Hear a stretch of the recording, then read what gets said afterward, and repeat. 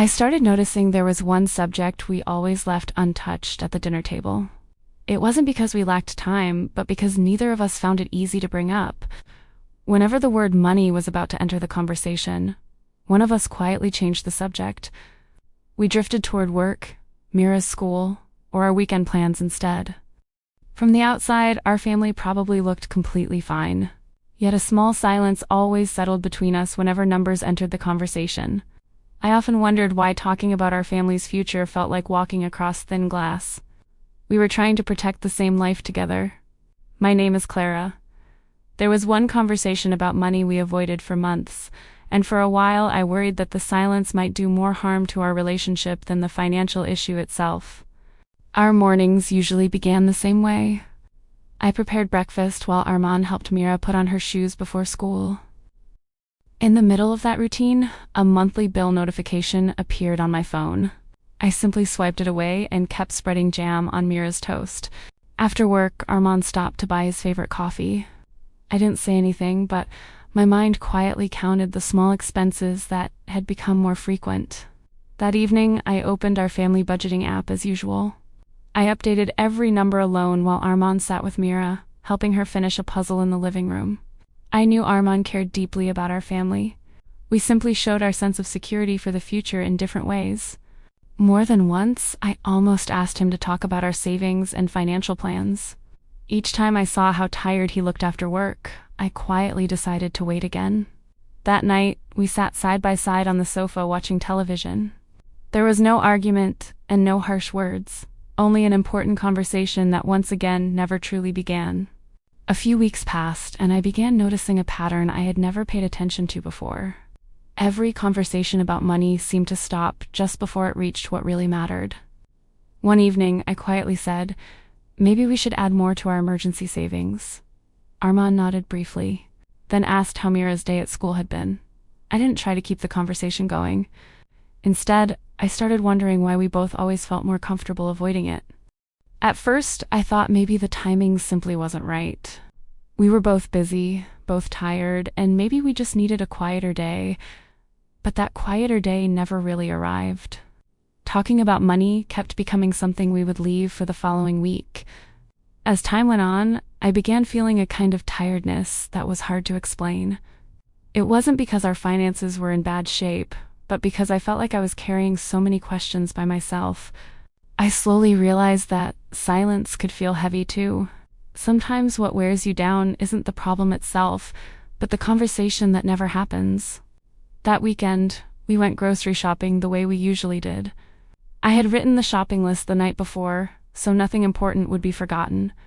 As we passed the kitchen section, Armand stopped in front of a small coffee machine. He smiled and quietly said he had wanted one like that for a long time. I looked at the price, and without thinking, I let out a quiet breath. In my mind, that number immediately became extra savings, or part of Mira's school expenses.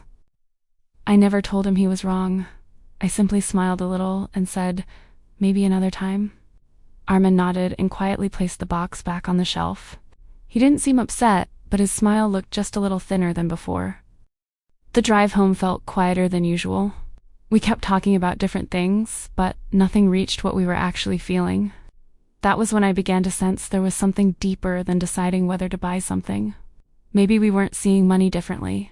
Maybe each of us was carrying a different sense of security into our family. Our days kept moving in their familiar rhythm. We still laughed over dinner, helped Mira with her homework, and watched movies together on weekends. From the outside, nothing seemed wrong. Yet every time I opened our budgeting app, it felt like I was reading a story that only I understood. I started writing down our savings goals, next year's school expenses, and a few family plans I hoped we could build together. I quietly wished we would sit down and talk about them one evening. Meanwhile, Armand continued through each day with his usual calm. He made sure our home felt warm, never realizing how much of my mind was filled with quiet calculations we had never shared. I wasn't angry with him. I simply began to feel alone inside a responsibility that was meant for both of us. More than once, I wanted to say, "I need us to talk about this." The words always stopped at my lips because I worried they might sound like blame. Night after night passed in the same quiet way. Our home was still filled with love, Yet a small distance slowly grew inside the silences we shared. One afternoon, Mira sat at the dining table drawing our family. I folded freshly dried laundry beside her, enjoying the quiet rhythm of the afternoon. She drew herself in the middle, with Armand and me standing on either side. Between us, she added a small table with several sheets of paper resting on top. I smiled as I looked at her drawing. "What are you drawing, sweetheart?" I asked softly. Without looking up, Mira answered in her usual calm voice. "That's the table where Mom and Dad get quiet whenever they're looking at papers." My hand stopped folding the laundry. I realized that even someone as young as Mira had begun noticing the silence we believed no one could see. That night, I thought about every conversation we had never finished. It wasn't because we argued, but because we were both too afraid to open up about what we were really feeling. That was when I understood something painful.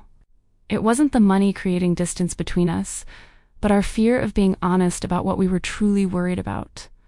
That night, after Mira had fallen asleep, I sat alone at the dining table again. The financial notebook that I had always filled out by myself rested quietly in front of me. I quietly asked myself a question. Did I really want to talk about numbers, or was I simply hoping not to carry every thought about our family's future by myself? Little by little, the answer began to feel clearer. Counting expenses had never been the hardest part. Carrying all of that worry inside my own mind was... Then I tried to see everything from Armand's perspective. Maybe he believed our silence meant everything was fine because I had never truly told him how I felt. I realized we were both trying to protect this family. I searched for security through savings, while Armand often created it through calm moments together every day. There was nothing wrong with either of us. We had simply carried different life experiences into the way we looked at money. That was when I understood what we truly needed. It wasn't another discussion about spending, but a conversation that helped us understand the reasons behind each other's decisions. The next evening, after the house had grown quiet again, I asked Armand to sit with me at the dining table. There was no laptop, no television, only 2 warm cups of tea resting between us. I quietly told him that I did not want us to decide who was right. I simply wanted to know what money meant to him. Armand stayed silent for a moment before answering. He said that, to him, money meant having the chance to enjoy life together instead of always feeling worried. I nodded quietly and wondered why I always carried so much anxiety. Then I told him about growing up never knowing whether there would be enough money until the end of the month. Armand gently held my hand as he listened. He said he finally understood that he had only seen the numbers, not the fear I had been carrying. I also began to understand something about him. He had grown up believing that time together was much harder to replace than money that was lost. That night, we found a different way to begin every conversation about money. We called it money values alignment, starting with the values, fears, and hopes behind money before talking about the numbers. A few days after that conversation, nothing changed overnight. The bills still arrived, and our family's daily needs continued as they always had. We slowly began one small habit together.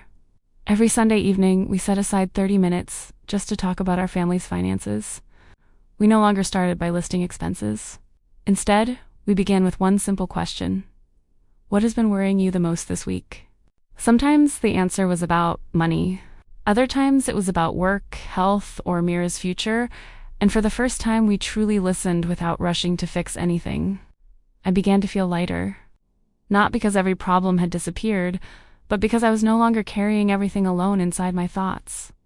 Armand also started inviting me into conversations before making larger purchases.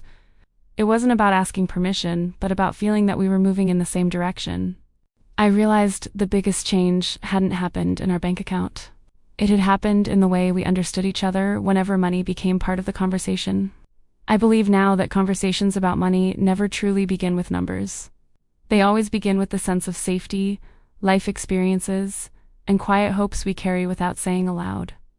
I learned that a partner does not always need the perfect answer. Many times what matters most is simply saying, "This is how I really feel." We still have savings goals, future plans, and difficult decisions ahead of us. The difference is that we face them as 2 people who understand each other instead of 2 people protecting their own opinions. If this small story from our family stayed with you today, Perhaps you may find the same quiet feeling in other stories from Clara's family journal. Together, we keep exploring healthier, more honest, and stronger family relationships, one small conversation at a time. Now I'd love to hear your story. What has been the hardest part of talking about money with your partner or family? Share it in the comments. Perhaps our stories can quietly encourage one another.